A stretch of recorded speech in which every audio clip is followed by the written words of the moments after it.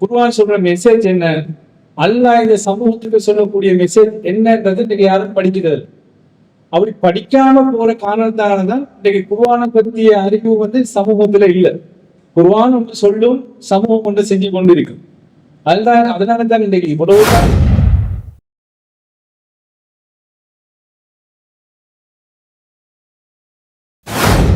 ஒரு காரியம் செஞ்ச உடனே அது அல்லாவுடைய பார்வையில, நபியாக இருந்தாலும் அல்லாவுடைய பார்வையில நபி செஞ்ச காரியம் கீழே.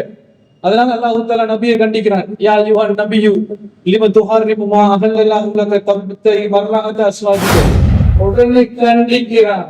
இப்ப எத்தனை பேருக்கு தெரியும் குர்ஆன் தாயாக இருக்கிறவங்களும் எதிர்காலத்துல தாயாக மாற போற பிள்ளைகள் இருக்கிறீங்க. நீங்களும் சிந்திக்கக்கூடிய தெரியுமா, அந்த தாய் ஹாஜர் ரலியல்லாஹு அவர்கள் அந்த இஸ்மாயில் அலைஹிஸ்ஸலாத்தை எப்படி வளர்த்தாங்க? வாப்பை விட்டுட்டு வரும்போது புள்ள எப்படி